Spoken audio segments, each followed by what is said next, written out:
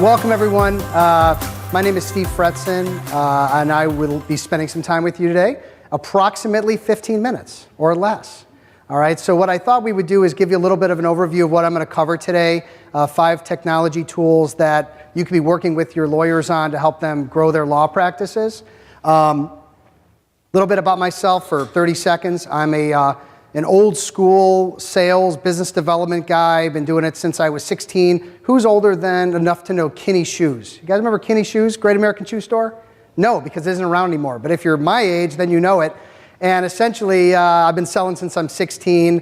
And I never thought for a minute I would ever work with lawyers, because why would I? My father's a lawyer, he's a pain in the rear. And so I've stayed away from it. But then recession hit, 2007. My phone started ringing. Boom, here I am. All right, and it's really all I do every day from the time I get to my office to the time I go home is work with lawyers.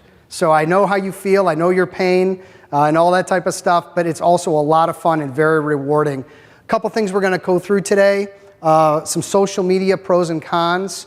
Again, some of the things I'm going to cover today might seem simple. However, I can also tell you that they're not being done by many attorneys, and they're not being done the right way. So we do want to give you some tips and tricks to make sure they're using technology to advance their books of business, their interests.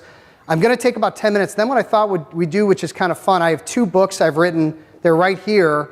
I'd like you, as I'm talking, to write down something cool in technology that you've used or that your people are using that you think is really impactful and you'd like to share with the group. And then I'm going to be the official judge for who has the coolest idea or the coolest website or something that is a technology-based tool that you want to share with the group. All right, so if you want to win something today, let's hear it. All right, so again, we're going to talk social media pros and cons, buying into a CRM, okay, and getting more value from it, positive habits by using your calendar. I don't think people are using their calendars right or well enough.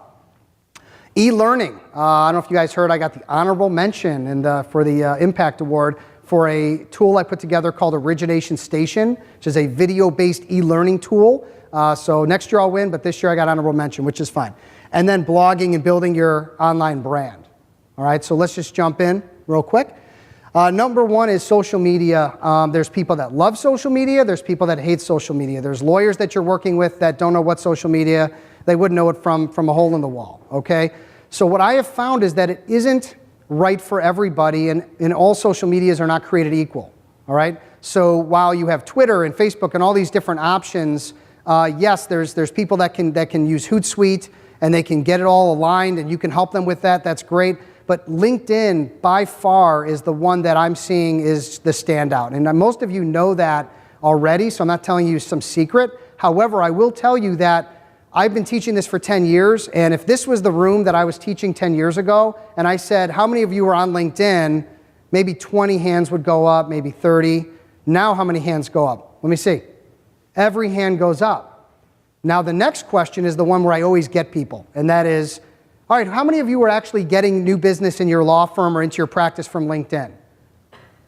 Now lawyers don't, well, you can raise your hand, but most lawyers, it's like, hands down. They're not going to be able to raise it because they haven't figured out some of the ways that LinkedIn works to not only build brand, but also to proactively go out and find new opportunities.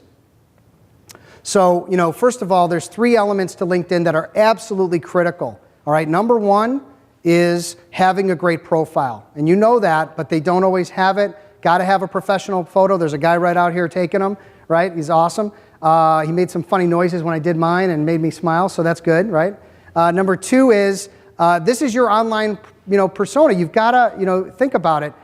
They may be looking at your website bio when they type a name in Google. I think they're looking at LinkedIn. And the more information and content you can put into LinkedIn, the better your image looks. That's like your resume online, and you're able to do that. That's pretty slick. So you're going to want to make sure you have something really, really good online as it relates to LinkedIn as well as the bio on the website, okay?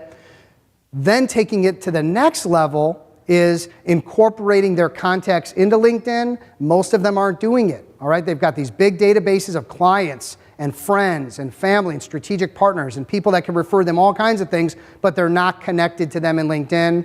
So a lot of the posts aren't seen. They're not able to really bring in and get the value out of LinkedIn, which is what?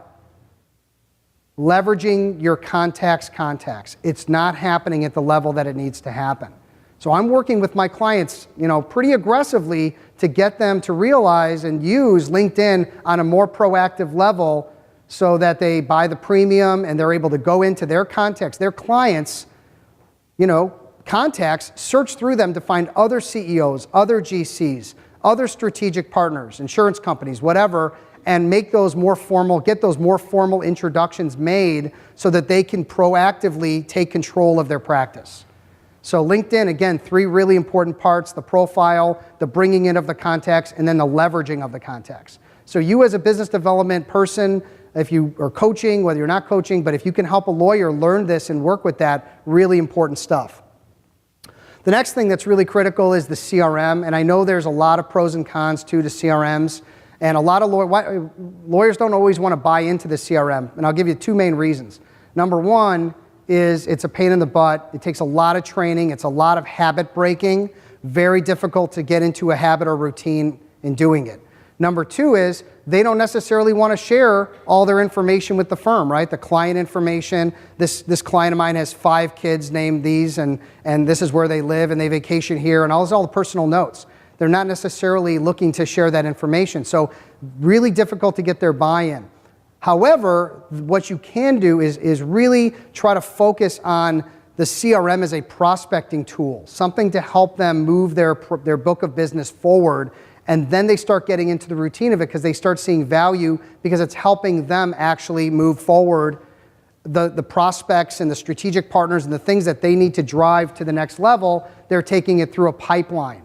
Okay, some of you have that, some of you don't. I'll give you an example of one here. This is, I think, Streak, which is a Gmail add-on. But again, it could be Interaction, it could be any of them, Salesforce. You've got someone that's a lead, moving it to, we contacted them, moving it to pitched, did a demo, negotiating, close, et cetera, et cetera. And so they've got all these people that they're in the middle of working with, but in most cases, they're not really keeping track of them. They're not really pushing them through a pipeline. It's just sort of done haphazardly. I don't know if that's through an Excel spreadsheet, but it's usually not very sophisticated. And when they can get their hands on something like this, where they have people into groups, there's next steps, there's tasks, everything is lined up, it's much easier for them to buy into a CRM because they're seeing value in it for them, not value in it for the firm. All right, so that's really one thing we want to do with CRMs is get them to buy into this type of an approach. Okay, so better follow-up, improve BD performance. Okay, why do CRMs usually fail? Mostly it's for 2 reasons. Number 1 is lack of training. You think if you train people up front, give them a day or 2 of training, they're going to get it and use it? Absolutely not. Will not work.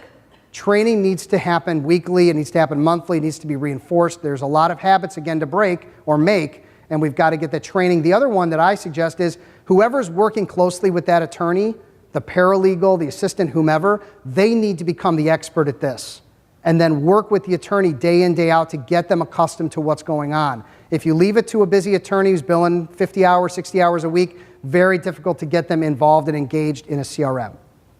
Okay?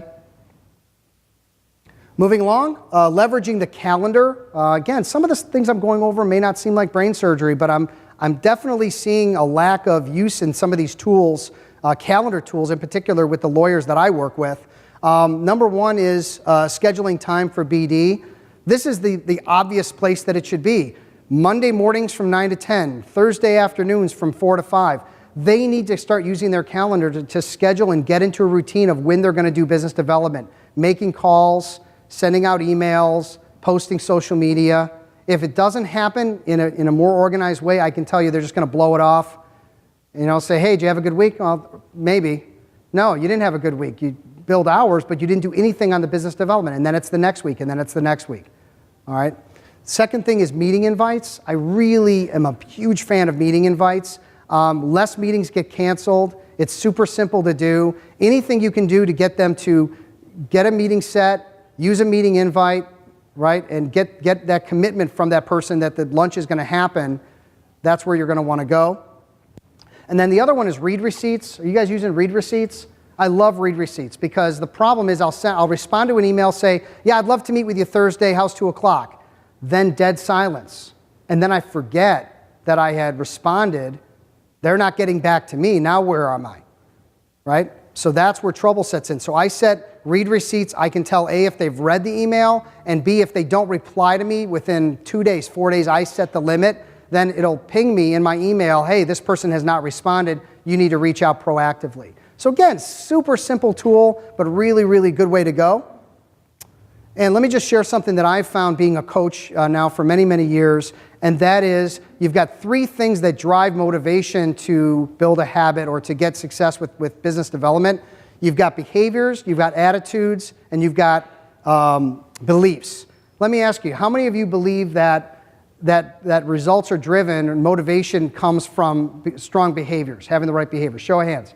Let's go. Interactive. Let's go. Okay, couple. How about attitude, having a good attitude? Some of you aren't even voting. All right? Come on. And then how about belief? Belief in yourself. All right, so I can add that up and tell you that not everybody voted. But I will tell you that in my experience, what I have seen, it is behaviors that drive the results. Because if you think about it, if your attorney is scheduling time for business development during the week, getting those meetings in place, doing the right things in those meetings, having good relationships, good results, movement forward with their book of business, how is their attitude? It's kicking. How is their belief in themselves that they can build a book and continue to grow their law practice? Also great. You could say the same thing about negative behaviors, right? Someone that isn't showing good behaviors, they're skipping the business development week after week after week, right? Their attitude's in the trash, their belief in themselves is questionable, and that bad cycle continues. So when I think about working with attorneys, I always try to get them to commit to behaviors, and that leads the circle that's going to get them somewhere. Okay, kind of wrapping up, blogging and building an online brand. There are some attorneys that just are never going to do it. Either they don't have something important to say or good to say or interesting to say. They're not out there wanting to build a book of business or get their brand out there. Let's not talk about them. All right, let's talk about the 10% or 20% that have something interesting to say and they want to get out there. You're going to want to make sure that they get something rolling with a blog, a podcast. Okay, we need to continue, as the gentleman just mentioned, we have to continue to build our brand, to continue to build our name. And I was speaking to a gentleman just yesterday who I'm going to interview for my blog, and he was I just went through the list of all the things that he's writing on, and it's just amazing the amount of content that he's putting out, and he's definitely seeing momentum as a 43-year-old guy, seeing the momentum not only externally with business coming in and being referred by other lawyers, internally he's making a big name for himself, and I can see the evolution of how he's going to build and grow in that firm to equity probably fairly quickly, okay, versus someone who's kind of hiding behind a desk. All right? Think about also real quickly who you should be targeting. You've got an audience, you're going to want to make sure you go after them. I'll wrap it up with this. Again, e-learning. Origination Station is my baby, Lawlytics. Then we've got Practice Boomers. I think I saw David Akron here earlier. So these are tools that are really, really great for getting some people to start learning business development on their time. It could be on the train ride home. It could be during lunch. Definitely going to want to make sure that you start thinking about the phones and the devices that are literally attached to our faces these days, that this is the future of business development. I wouldn't have made the investment and gone and done all this video and content if I didn't see that in the next 3 to 5 years, almost all the training we do will be in some context or another online, okay? And it's got to be interactive. Got to have real interactive content. All right, there's an image of what my site looks like. If you're interested in learning more about Origination Station, I did this for the LMA Chicago back in August. Anyone here that's interested in a free year of my content to review it and see if you like it and learn and get some free advice and free information, there's handouts right up front that give you a code for a free year of Origination Station. Just come up to the front when you're done, when I'm done, or later today. Okay? I want to thank you all for having me today. I appreciate it. And again, there's stuff up front for you. Thank you.